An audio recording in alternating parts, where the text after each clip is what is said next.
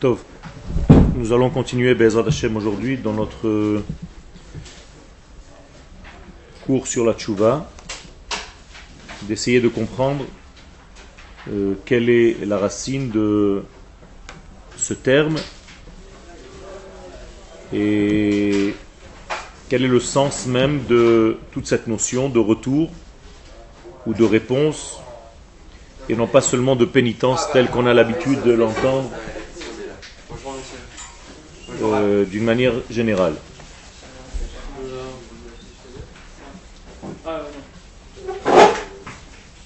Nous avons vu donc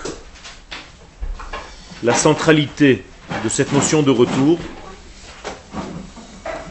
et l'obligation de participer à ce retour après des exils momentanés dans l'histoire du peuple d'Israël. Je parle bien entendu du retour du divin sur terre. Car la création du monde, c'est une déconnexion de la création par rapport au Créateur. Et une fois que cette déconnexion est faite, il faut que le Créateur revienne vers la création qu'il vient de créer. Et ce retour vers sa création, c'est ce qu'on a traduit par la Teshuvah divine. Donc Dieu revient, en fait, au monde créé. Ce retour de l'éternel, donc de la valeur d'éternité au monde réel dans lequel nous sommes, qui nous paraît donc être le monde réel, sous-entend qu'il y a un canal par lequel ce retour se réalise. Ce canal se réalise par le retour donc de Dieu sur terre. Ce canal, c'est Israël. Israël est le canal du retour de l'infini vers le fini. Israël, pas seulement en tant que peuple, bien entendu en tant que peuple, mais en tant que lieu, c'est-à-dire la terre d'Israël, et en tant que notion de temps. C'est-à-dire il y a des temps qui correspondent à Israël, il y a un genre humain qui correspond à Israël, une catégorie d'âme, et il y a un lieu géographique qui correspond à Israël. Ces trois degrés, ces trois domaines, que les sages appellent dans le langage chassidi, Olam, Shana et Nefesh, c'est-à-dire notion de temps, Olam, de lieu, Shana, notion de temps, et Nefesh, notion d'âme, et ces trois degrés-là doivent être tous convergents vers un seul but, celui de dévoiler l'infini dans le fini. La réunion des trois, bien entendu, c'est le summum, c'est-à-dire le peuple d'Israël sur sa terre, respectant les lois du temps qui correspond à cette grandeur. Quand je parle du temps, je veux bien entendu parler du Shabbat et des fêtes. Le respect du Shabbat et des fêtes, c'est un respect en réalité de la notion cosmique du temps que l'Éternel utilise pour se dévoiler de différentes manières dans notre monde. Shabbat, l'Éternel se dévoile d'une certaine manière. Yom Tov, il se dévoile d'une autre manière. Les jours de semaine profanes, il se dévoile encore d'une autre manière, et ainsi de suite. Ça veut dire que le dévoilement de Dieu utilise les moyens qui se trouvent dans notre monde. L'espace, le temps et le genre humain. Donc le retour de Dieu sur terre s'habille dans des notions que nous connaissons ici. Des notions de temps, des notions d'espace, des notions d'être humain, d'homme, de source d'âme. Cette chose est très importante. Et le jour de la rencontre ultime entre l'infini et le fini se trouve à quel jour de l'année? Yom Kippourim. Pourquoi? Quelle est la raison? Que s'est-il passé dans l'histoire le jour de Yom Kippourim qui peut nous donner cette vérité? Les deuxièmes tables ont été reçues. Autrement dit, pour la première fois dans l'histoire, un élément divin est descendu sur terre sans se briser. c'est-à-dire a réussi à traverser l'atmosphère terrestre sans se briser. Les premières tables se sont brisées, ça veut dire que le monde n'était pas encore prêt. Les deuxièmes tables, quel jour elles sont arrivées sur terre? Le jour de Yom Kippourim. D'accord? Ça veut dire que le jour de Yom Kippourim, on est arrivé au contact, à l'embrassade entre le monde céleste et le monde terrestre. Donc ce jour-là, c'est un jour de rencontre ultime. Que se passe-t-il ce jour-là? Eh bien, on prend l'homme Israël, sous la forme du grand prêtre, on le fait rentrer dans le lieu ultime géographiquement parlant, c'est-à-dire Israël, dans le temple de Jérusalem, dans le Saint des Saints. Et le jour, le temps, c'est Yom Kippourim. Donc on voit que les trois notions, le temps, l'espace et la catégorie d'âme, sont respectées ici. Et c'est pour ça qu'on arrive à faire ce grand pardon, ce degré de réparation du monde par l'entrée de ce grand Kohen au Beth Amikdash. Il faut bien comprendre que lorsque le grand Kohen rentre au Beth Amikdash, c'est toute la nation qui rentre à travers lui. Même si c'est un homme. C'est l'envoyé de la nation tout entière. Alors tout ceci, vous comprenez bien qu'on est en train de parler d'une teshuva divine, c'est-à-dire c'est Dieu qui fait teshuva. Alors dans la notion que vous avez l'habitude d'entendre, Dieu qui fait teshuva, ça veut dire que Dieu a fait une faute. Mais dans la notion qu'on vient d'expliquer, c'est tout simplement un retour du divin sur terre, un retour du créateur à sa création. Et c'est comme ça qu'il faut entendre la notion de teshuva.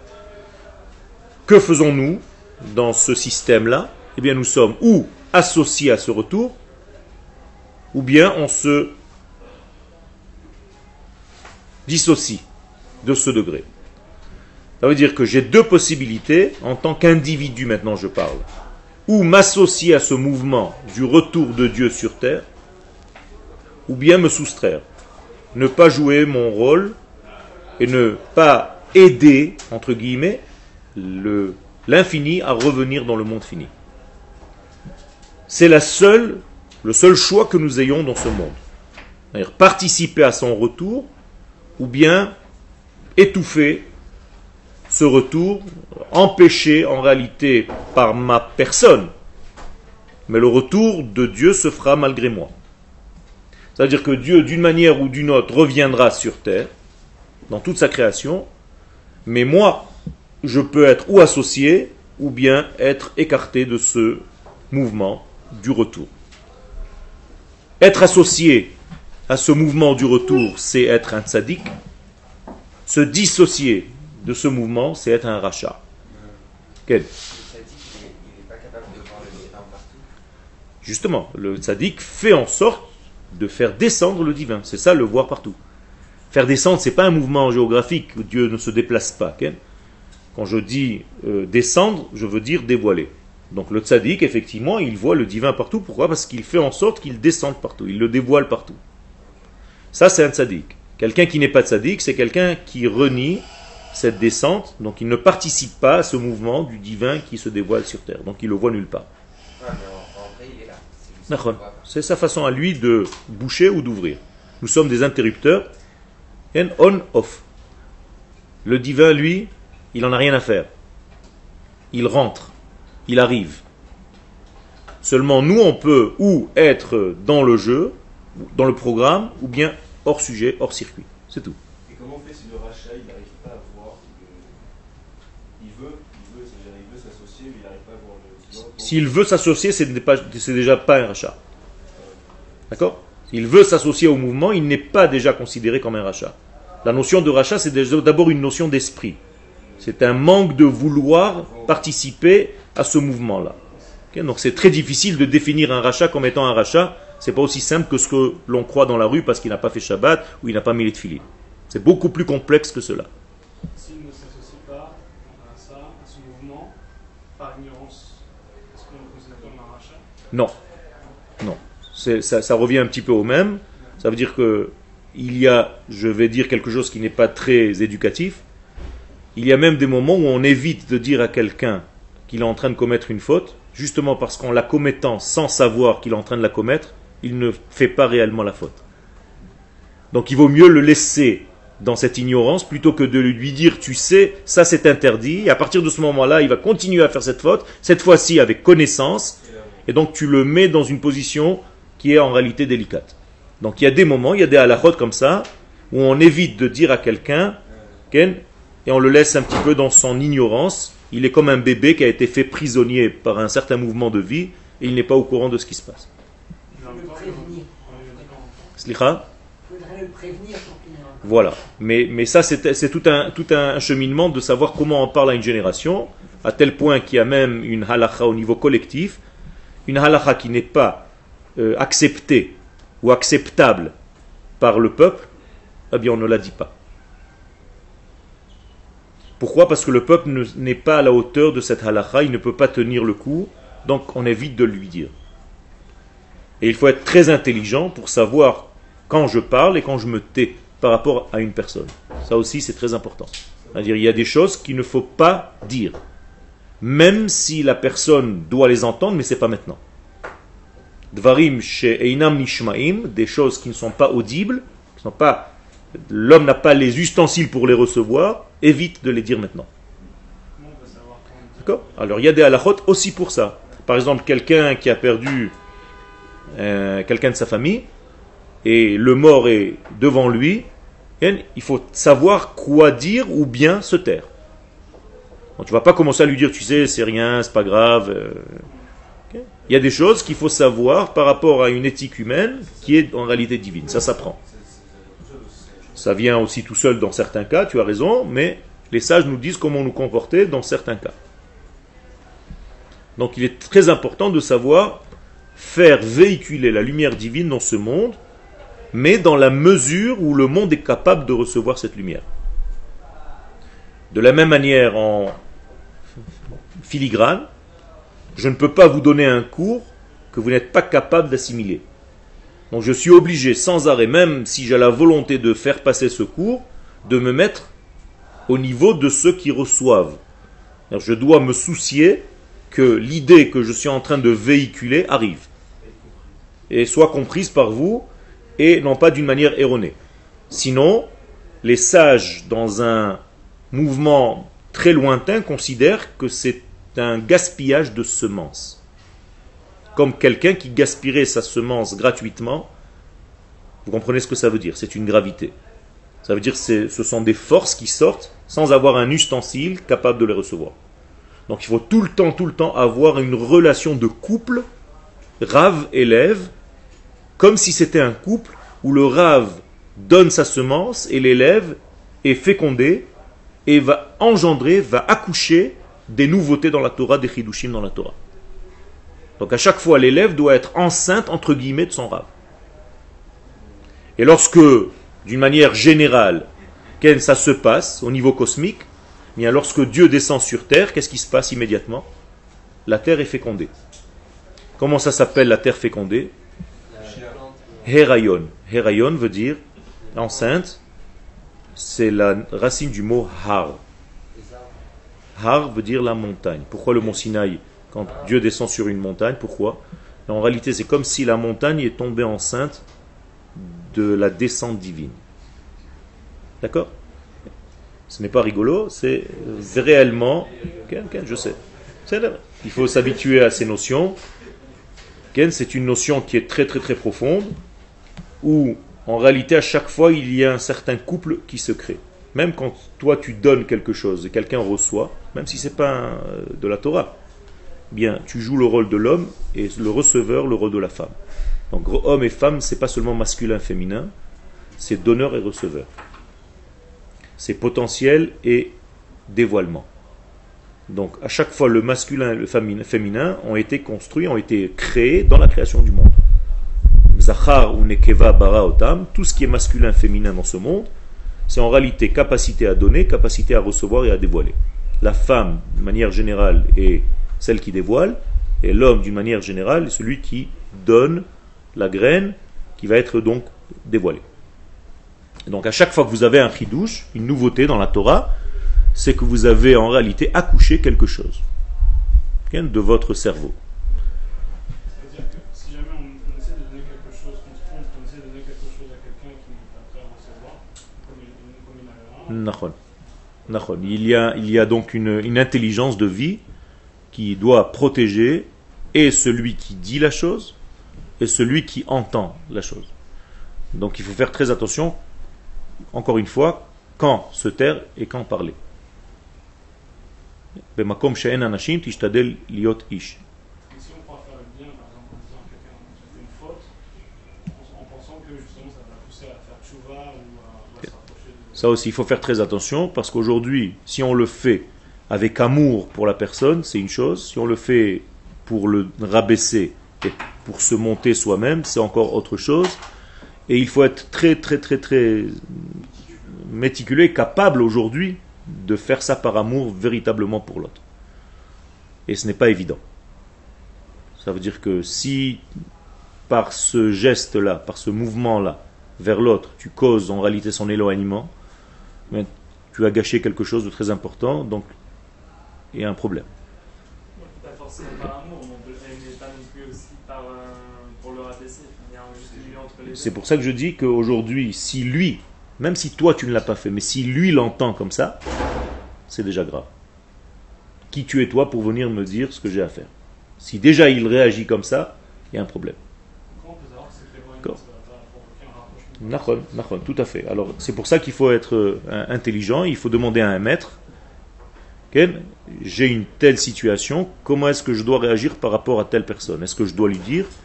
Peut-être le Rav te dira, non, attends, ce n'est pas le moment. Ken? Alors si ça se présente, il faut savoir aussi ne pas faire les choses d'une manière brutale, il faut savoir même contrôler les choses qui sont spontanées. C'est ça le peuple d'Israël, quand tu as soif, même si on te donne une bouteille, tu ne la bois pas tout de suite.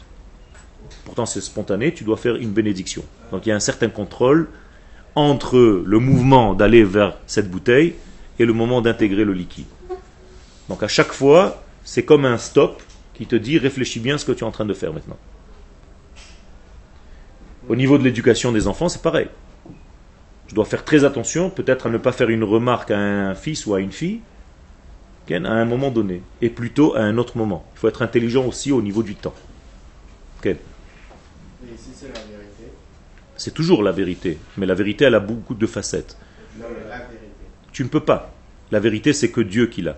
Toi, tu as un extrait de la vérité, une phase de la vérité, sinon tu serais Dieu lui-même. Donc, chacun de nous est en réalité subjectif. On ne peut pas être objectif. La seule objectivité dans ce monde, c'est Dieu. Nous, on est tous subjectifs. Tu vas juger par rapport à ta manière, à toi de voir. Et si je te demande de décrire ma main, qu'est-ce que tu vois? Tu vois des ongles? Moi, je vois la même main, je ne vois pas d'ongles. Alors, elle est où la vérité? Ça veut dire que l'angle de l'approche de a changé complètement. Quel? Pourtant, par exemple, on va goûter quelque chose, on va pouvoir dire quelqu'un qui a qui sait vraiment sentir le goût, enfin, un bon goûteur, il va savoir si c'est acide, si c'est... C'est vrai, mais pour lui. Un bon goûteur aussi, tu vas lui donner la même chose, il va te dire que c'est acide. Oui, mais pas au même degré. Ça veut dire qu'il va avoir les ressentis par rapport à sa personne à lui. Mais il ne peut pas donner ces mêmes ressentis à tout le monde, parce que chacun va avoir une autre manière d'appréhender la même chose. Même si c'est bon, et d'une manière générale on accepte que c'est bon ou que c'est beau, il y a des nuances à chaque fois dans chaque degré. Donc ce que je veux vous dire par là, c'est que même quand nous faisons véhiculer une vérité divine, comme la Torah, eh bien il y a différents prophètes. Pourquoi les différents prophètes? Qu'est-ce qu'ils viennent? Eh bien chacun prophétise selon le prisme dans lequel il se trouve, ce même prophète. C'est la même vérité, mais qui passe par différents degrés. Selon les époques aussi, tu as raison. C'est pour ça que j'ai dit tout à l'heure, et c'est très important l'intervention du temps, là aussi, parce que le temps doit être correspondant. L'âme, je répète les 3 degrés, et le lieu géographique, et la chose en question. Donc tout peut changer. C'est-à-dire, ce qui était interdit il y a 200 ans, aujourd'hui est autorisé. Ce qui était secret il y a 400 ans, aujourd'hui c'est dévoilé. Et ainsi de suite. Et on avance dans d'autres domaines qui sont encore plus secrets. Mais on ne peut pas travailler à toutes les époques de la même manière. Et la Torah te dit clairement, va voir le prophète qui est en ta génération. Comme si on pouvait aller voir un autre prophète. Il est en ma génération. Rashi explique, il faut que tu fasses attention qu'il parle le langage de ta génération. Que ce ne soit pas quelqu'un d'ancien dans un monde moderne. Ça veut dire que s'il est complètement dépassé, il vit dans une autre époque, eh bien il ne faut pas que tu ailles voir cette personne-là. Il faut qu'elle sache ce qui se passe dans ce monde aujourd'hui. Et donc lorsque tu lui poseras une question, eh bien elle saura ce qui se passe au niveau de la médecine, au niveau de la science, au niveau des mathématiques, au niveau de tout ce qui se passe, pour pouvoir te répondre clairement aujourd'hui. Mais s'il est ancien, dépassé par les événements, et qu'il te dit des choses qui correspondent à un autre siècle, ça ne va pas. Okay? Quelqu'un qui te dirait aujourd'hui d'aller te faire sortir du sang pour nettoyer ton corps, c'est ce qu'on faisait avant dans la médecine, il ne faut pas l'écouter. Aujourd'hui, on sait tous que c'est une bêtise. Mais avant, ils avaient l'impression que le sang s'épaississait, donc il fallait de temps en temps sortir du sang du corps. Donc vous comprenez que la médecine a avancé, et aujourd'hui, nous devons être assez sages pour savoir associer tous les domaines au maximum. Et donc un homme de Torah, un véritable homme de Torah, doit savoir un minimum dans tous les domaines. Et non pas se coincer seulement dans le domaine de la Torah et être un ignorant dans tout ce qui est autour. Donc c'est très important qu'un homme de Torah soit un homme du monde et qu'il sache exactement ce qui se passe dans ce monde. Et justement, savoir s'adapter à tout. Ok? Alors, je continue maintenant. On est dans le deuxième chapitre. Echad ma'yesodot shel ha-tshuva, l'un des fondements de la teshuva, b'machshavto shel ha-adam, qui commence donc dans la pensée de l'homme. Rappelez-vous, on a dit que la teshuva commençait d'abord par une décision de la pensée de l'homme.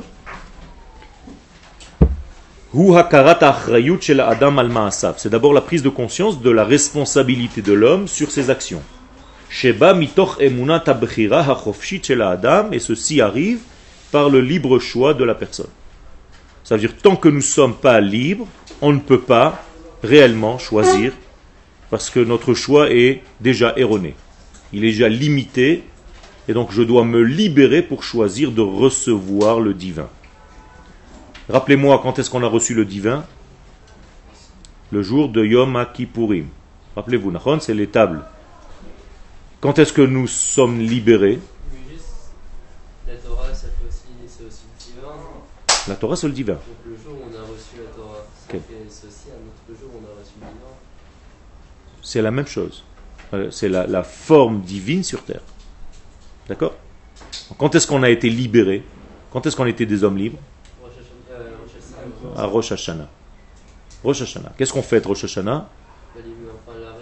L'arrêt du travail, donc l'arrêt de l'asservissement du peuple d'Israël à une autre mentalité.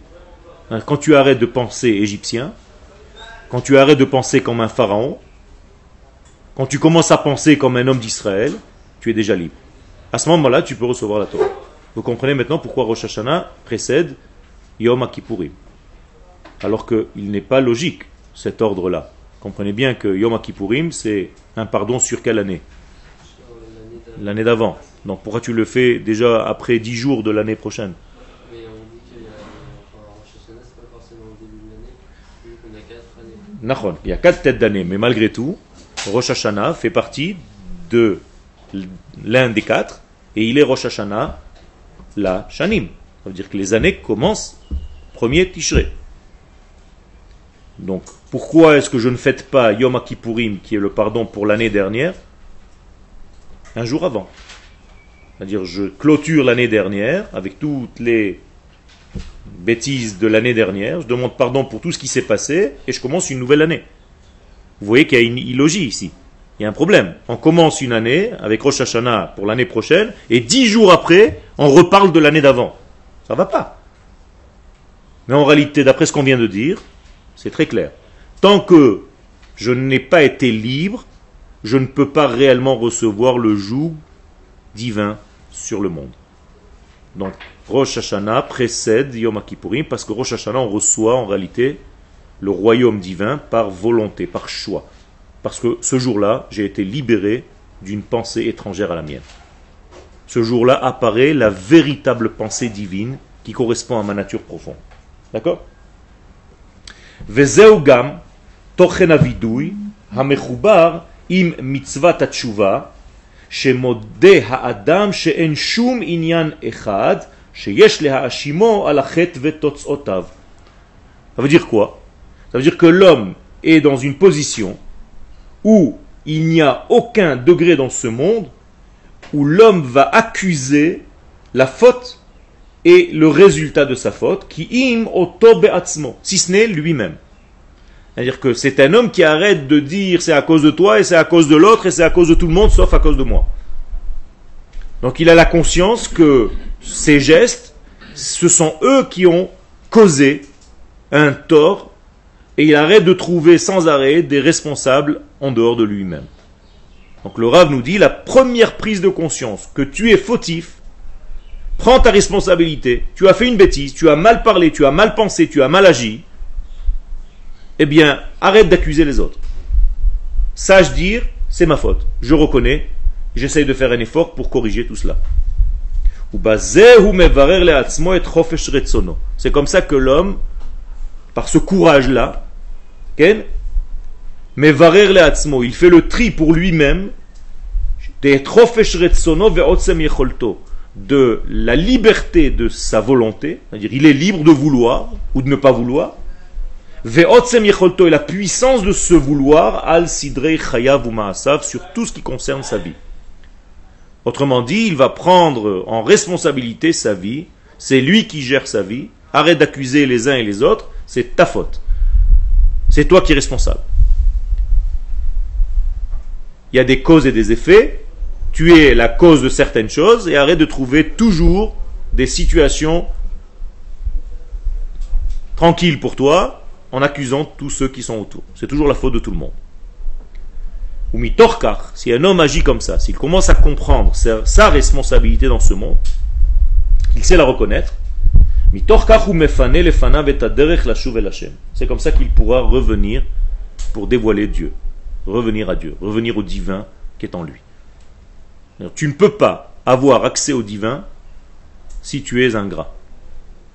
Et si tu es quelqu'un qui ne sait pas prendre ses responsabilités, qui ne sait pas reconnaître ses torts.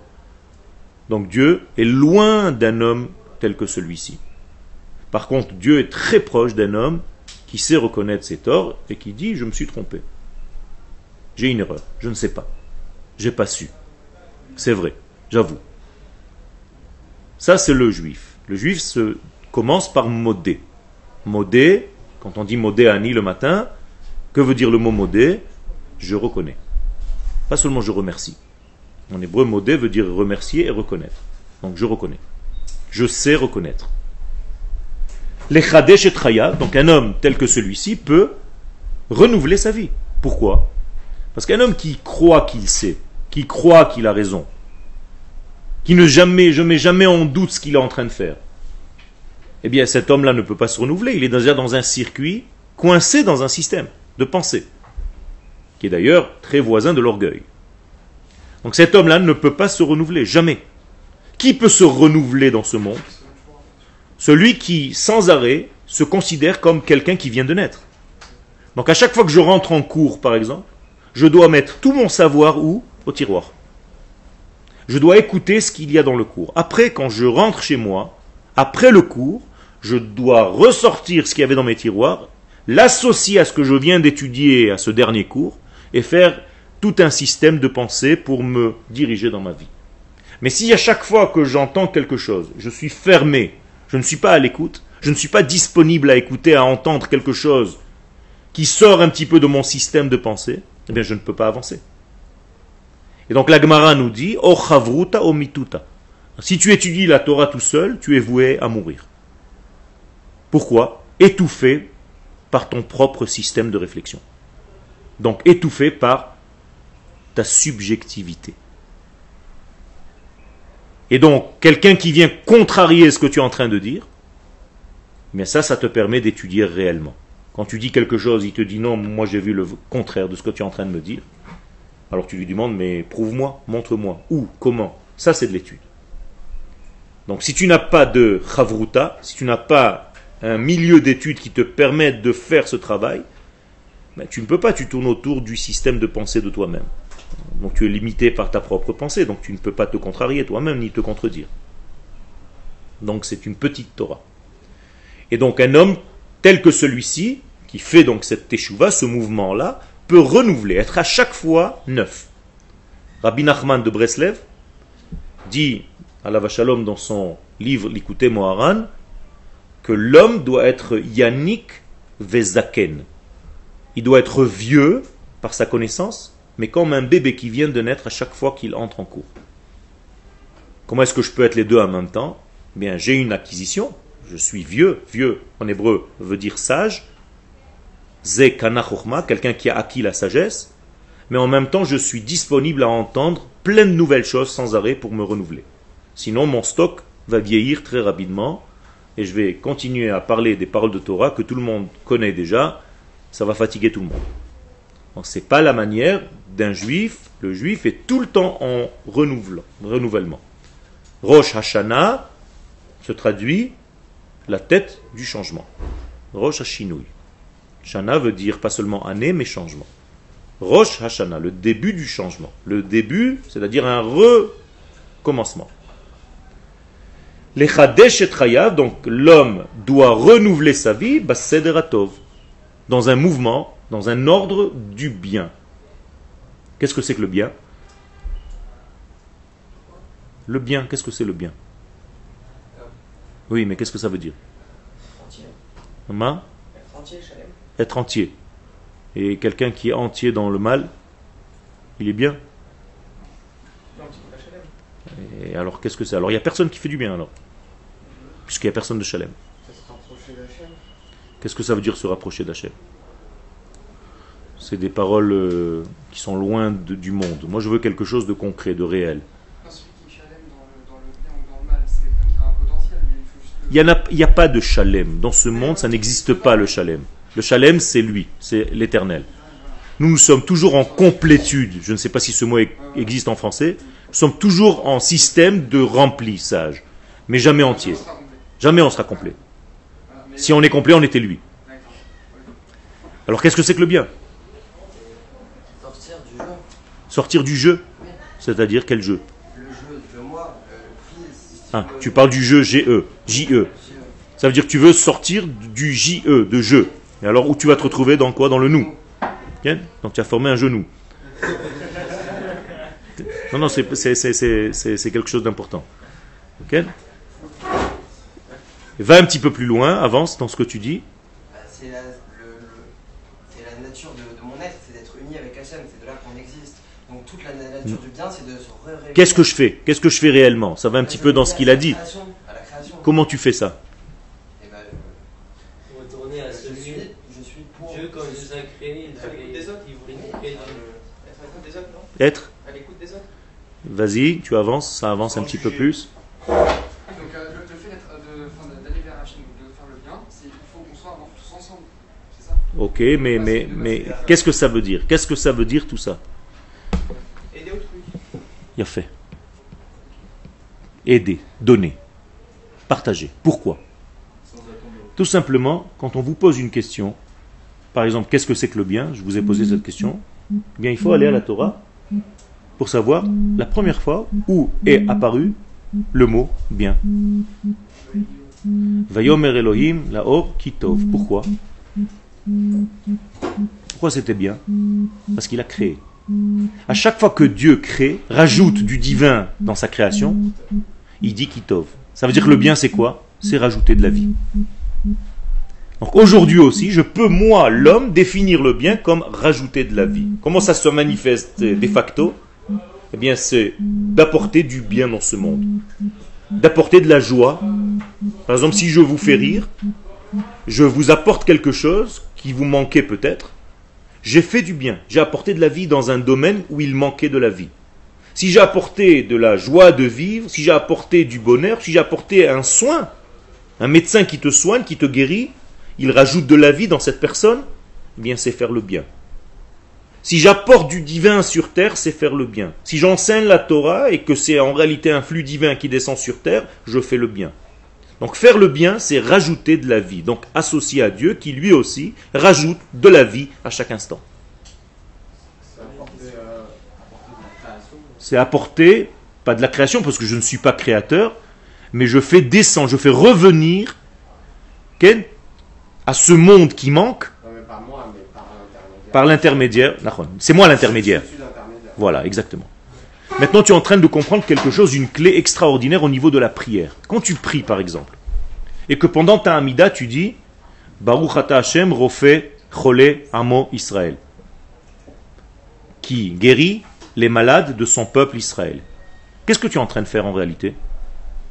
Tu t'utilises toi comme un médium par lequel la guérison divine va passer pour les malades d'Israël. Tu comprends? Ça veut dire la guérison est en train de descendre sur terre via toi, par ton canal. Si tu penses à ça pendant que tu fais cette bénédiction, tu es au top niveau de cette bénédiction. C'est à ça qu'il faut penser. La même chose au niveau de Chonen Adat. Baruch ata Hashem Chonen Adat. Qu'est-ce que ça veut dire Chonen Adat? Pas seulement à Kadosh Baruch Hu, entre toi et moi, donne-moi un petit peu plus d'intelligence, je veux comprendre. Non. Je veux que ton esprit divin aille sur les hommes de la terre, et en passant, ça va passer par moi. Quelle est la différence entre les 2 degrés que je viens de citer? Dans le premier cas où je demande à Kadosh Baruch Hu de l'intelligence, c'est... Non. Et alors, si c'est individualité, alors c'est limité. Une fois que je suis rempli, entre guillemets, c'est fini. Une fois que je suis sage de cette sagesse, et alors, c'est fini. Mais si je prends la sagesse pour la faire véhiculer aux autres, qu'est-ce qui se passe? Est-ce qu'il y a une limite à ce que je vais recevoir? Non. Imaginez-vous un verre d'eau. Un verre d'eau est limité. Au moment où le verre est rempli, qu'est-ce qui se passe? C'est fini, il ne peut plus. Mais si je coupe le fond du verre, ça devient un tuyau. Alors là, toutes les eaux du monde peuvent passer par ce tuyau. Vous êtes d'accord? Eh bien, c'est la même chose. Au niveau de l'argent, c'est pareil. Quelqu'un qui demande de l'argent pour lui, eh bien, au moment où ses poches sont pleines, qu'est-ce qui se passe? C'est fini, c'est bloqué.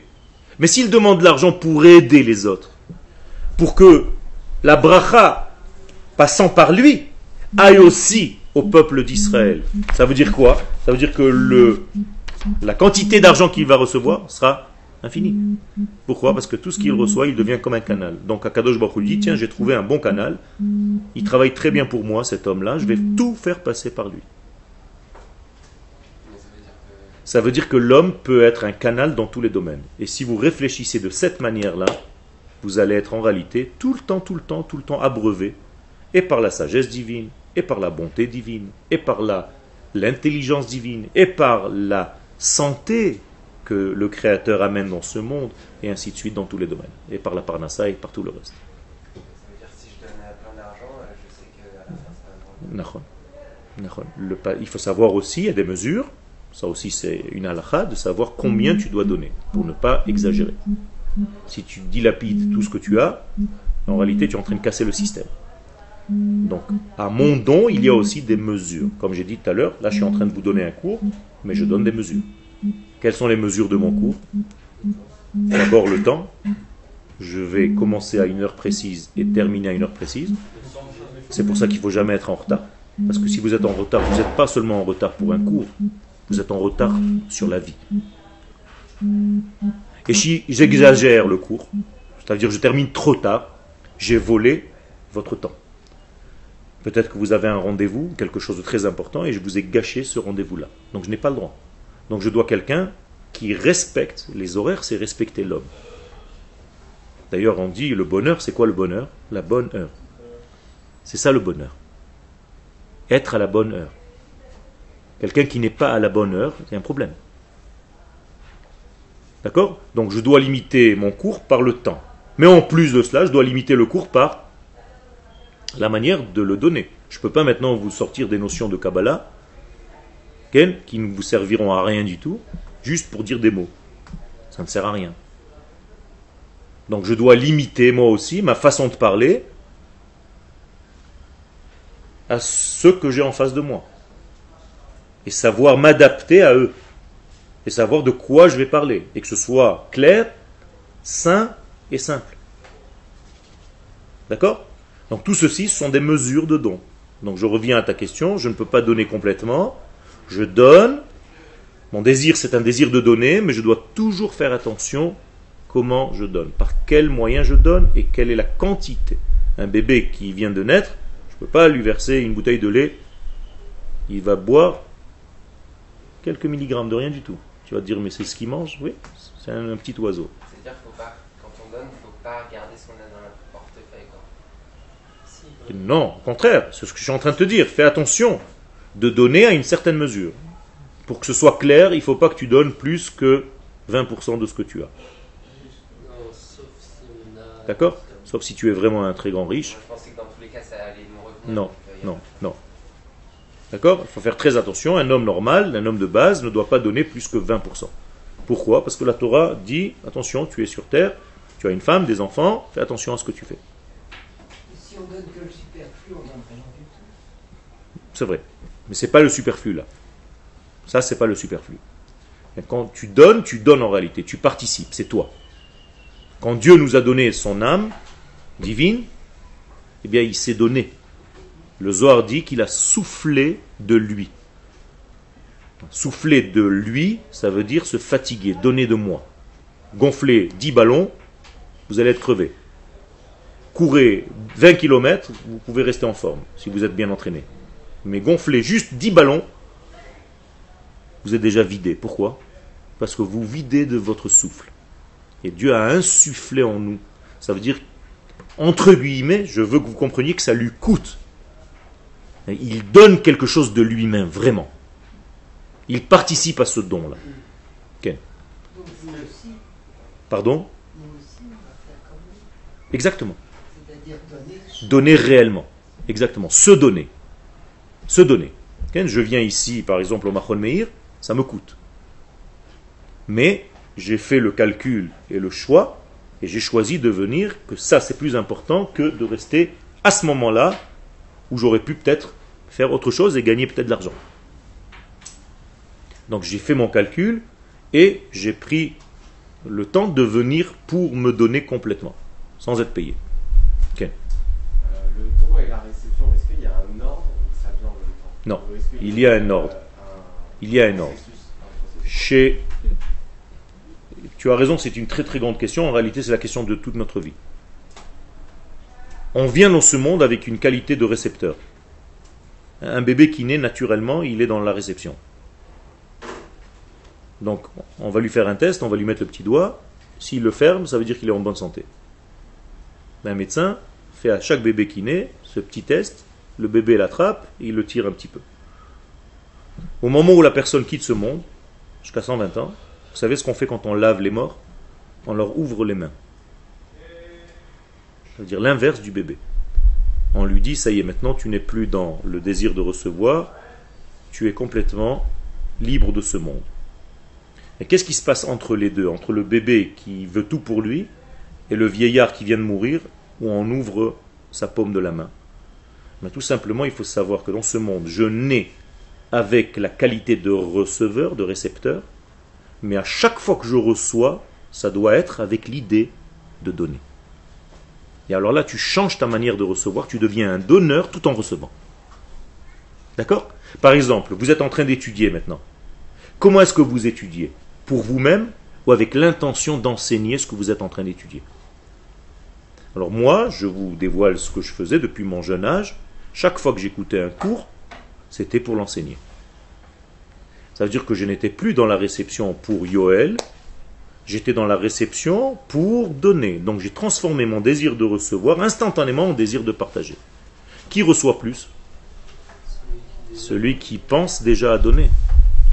Physiquement parlant, réellement parlant, il fait un plus grand effort déjà d'écrire correctement, de savoir ce qu'il va lui faire partager après. Mais si vous écoutez un petit cours pour vous-même, vous écoutez quelques petites notes pour vous-même, ça va rester 2, 3, 4 jours, une semaine. Mais si vous enseignez ce que vous avez reçu, c'est à ce moment-là que la Torah va rester chez vous. Autrement dit, qui étudie le plus maintenant? Moi, dans cette pièce. Parce que je suis celui qui donne. Vous comprenez? C'est un grand secret. Est-ce que je me vide? Non. Je ne fais que me remplir. C'est paradoxal. C'est pas une bouteille de coca que je sers 5 ou 6 verres et il n'y en a plus. c'est un canal, c'est une lumière. Je peux rajouter avec ma bougie 2 milliards de bougies, sans jamais que ma flamme ne perde sa force, et au contraire, ça a augmenté de la lumière dans le monde. Ça, c'est la notion du don dans la réception.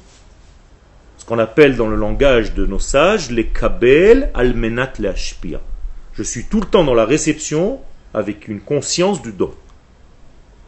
Je reçois de l'argent, c'est pour aider ceux qui n'ont pas. Je reçois de la sagesse pour faire passer cette sagesse à mon peuple. Je reçois une qualité de vie, je suis un artiste peintre, je vais aider à embellir le monde par de belles œuvres. Et ainsi de suite dans chaque domaine. Vous comprenez comment il faut réfléchir dans ce monde? C'est à cette seule condition que vous êtes proche du divin, ou pas. Être proche du divin, c'est pas physique, vous comprenez bien. Alors par quoi je peux être proche ou loin de lui? Par ma façon d'être. Or, sa façon à lui d'être, c'est quoi? Donner. Donc si je deviens donneur, je suis très très proche de lui. Mais si lui est donneur et moi je suis que receveur, il y a un problème. Il y a une grande distance entre nous. Un autre exemple. Vous avez le plus et le moins dans un système électrique. Okay? Le plus doit aller au moins, oui ou non? Pour avoir de la lumière. Oui ou non? Oui, mais avant d'aller au moins, qu'est-ce qu'il doit traverser?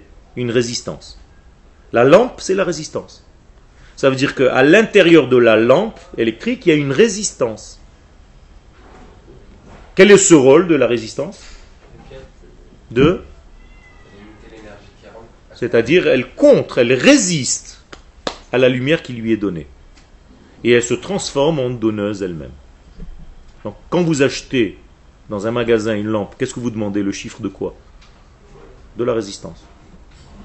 Je veux une 50 watts, je veux une 5, une 100, une 200, une 300. En réalité, tu ne parles que de la résistance. C'est-à-dire combien elle est capable de résister. C'est exactement ce qu'elle pourra éclairer. Plus tu peux résister, plus tu peux éclairer.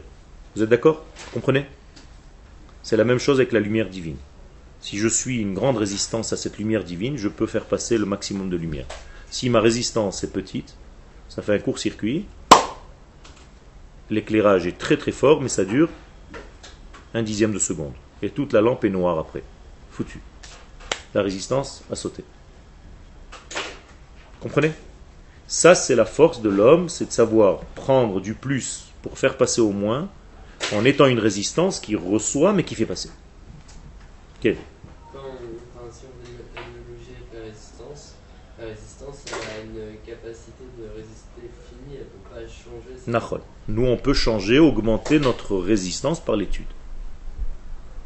Et par les différents degrés que tu as eu dans ta vie. Tu as eu des épreuves dans ta vie, ça t'a renforcé ta résistance. Aujourd'hui, si quelqu'un te vexe, tu es un petit peu plus solide que lorsque tu avais 5 ans. Tu pleurais tout de suite. Maman, il m'a dit. Aujourd'hui, c'est pas grave. C'est moins grave. Donc, tu as augmenté ta résistance. Très bonne réflexion. Et donc, au fur et à mesure de notre vie, nous renforçons en réalité nos résistances. C'est-à-dire que nous sommes censés faire passer de plus en plus de lumière divine. Ça, c'est l'association de l'homme à la tchouva divine.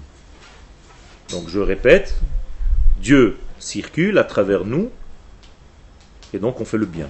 C'est-à-dire on amène de plus en plus de divin sur terre, de plus en plus de vie. Donc tout est légitime dans ce monde, sauf ceux qui sont contre quoi? Contre la vie, tout simplement. C'est-à-dire qu'un terroriste qui vient enlever la vie, qu'est-ce que je dois faire? Lui mettre une balle entre les deux yeux, pour le rapprocher le plus vite possible de son éternel. Okay. Pourquoi? Et je dois me faire du souci pour ça? Non. Je fais le bien. C'est la morale. C'est-à-dire, être moral dans ce monde, c'est pas dire, ouais, tout le monde, ils ont tous raison. C'est pas comme ça. Quelqu'un qui vient enlever la vie, il y a un problème. Quel? Comment juger si c'est un terroriste? Il y en a qui vont dire non, je suis un résistant. Et il y en a qui vont dire, c'est là. Quelqu'un qui vient enlever la vie, justement, pour n'importe quelle manière, quand il n'est pas attaqué. C'est pour ça que les guerres d'Israël, ce sont des guerres, toutes les guerres du peuple d'Israël aujourd'hui, ce sont des guerres de mitzvah. C'est-à-dire, on a toujours été attaqué. Jamais on sort simplement pour attaquer. On ne tue que ceux qui viennent nous tuer. Jamais on va tuer gratuitement. Ça n'existe pas. Il n'y a pas des juifs qui font des attentats comme tu peux ouvrir la radio et voir toute la journée dans les pays que vous connaissez. Okay? On a peur de dire le nom. Tout le monde a peur de dire. Tu peux avoir une demi-heure d'informations aujourd'hui. Il y a une demi-heure juste de tous ces pays qui foutent la zut dans tout le monde entier. Et tout le monde a peur de dire qui c'est ce pays. Ok. Vous avez une question? Non, c'est bon. Ok, on continue. Donc, c'est ça le secret. On termine juste ce passage. Donc, il s'ouvre le chemin pour revenir vers Dieu. Donc, rajouter le bien. Et donc, l'homme va savoir dans quel domaine il est bon. Vous savez dans quel domaine vous êtes bon? Non? Il serait temps. Okay? C'est là où vous devez travailler. C'est-à-dire, si tu as un domaine où tu es bon, tu dois exceller dans ce domaine, eh bien, mets le paquet dans ce domaine-là. Et donc, va chercher, renforce cette partie-là en toi-même, même si les autres sont un petit peu plus faibles, mais toi, ton rôle dans ce monde, ça va être ça. Quelqu'un qui sait parler, il va utiliser sa parole. Quelqu'un qui sait penser, il va utiliser sa pensée. Quelqu'un qui est manuel, il va utiliser ses mains. Donc il faut que tu saches dans quoi tu es bon. Tu ne peux pas élever 10 enfants de la même manière dans la même école. Chacun a son caractère, chacun a ses données de base, et tu dois aller selon ce que Dieu a implanté dans cette personne-là. Chacun de nous a une carte magnétique. Ne va pas le changer en quelque chose d'autre. Le type, le pauvre, c'est un artiste, tu veux faire de lui un mathématicien. Jamais il pourrait résister. Il ne pourra pas exister avec ça. Ou inversement. Umitraber el kdushat or Torah, et donc tu dois venir recevoir la lumière de la Torah selon ton caractère. Ça dépend énormément de l'éducation. Tout à fait. Mais l'éducation, L'artiste, au départ, il est né artiste. il est né artiste. C'est ça le non. Donc on ne devient pas artiste. On est artiste, on ne fait que développer ce qu'on a déjà reçu comme don. On ne peut pas fabriquer quelque chose que tu n'es pas. Alors on n'est pas tous avec le même potentiel alors. Tout à fait. Bien sûr. C'est horrible, ça. Pourquoi c'est horrible? Au contraire, c'est la plus grande égalité. Tu crois que tout le monde est à égalité? Quelqu'un qui n'a pas la doté de la force de la parole, tu ne peux pas lui apprendre à parler. Un singe peut parler? Non. La parole ne fait pas partie de son organisme. Mais l'humain, il a quand même un cerveau Bien fait. qui est Oui. on peut le reformer, on peut... Tout à fait. Mais chacun est différent. Est-ce que tu as déjà vu un homme qui a les mêmes empreintes digitales depuis la nuit des temps jusqu'à la fin des temps? Les jumeaux. Non, Jamais. Ça, c'est autre chose. Jamais. C'est la même chose. Bah, non. C'est la même chose. Les sages nous disent de la même manière qu'ils ont un changement au niveau du visage, jamais tu verras deux personnes identiques, parfaitement identiques, ça n'existe pas. De la même manière, jamais tu trouveras deux personnes qui pensent pareil, donc qui sont des données différentes, c'est tout. Et tu dois éduquer la personne selon la donnée. Alors que toi, tu m'as parlé maintenant pas d'éducation, mais de dressage. Okay. On ne dresse pas des enfants, on éduque des enfants. Okay. Par exemple, dans l'éducation, on a appris. Sylvain n'est pas d'accord. Hein? Non, là, j'arrive à faire quand même. Non, bon, vas-y. Ok. Non, vas-y, Il s'est dégonflé, lui, il a dit non. Il a dit reste maintenant dans ton truc. Ça me fait penser à le mot éducation, même. Ça veut dire du latin éducation, c'est faire sortir de. Exactement.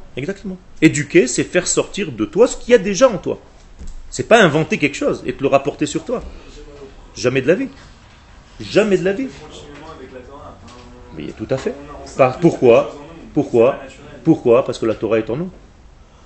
Tu le dis. Chaye olam nata betochenu. Alors pourquoi l'apprendre? Justement, pour la faire sortir. Je m'exerce. Je m'entraîne toute la journée.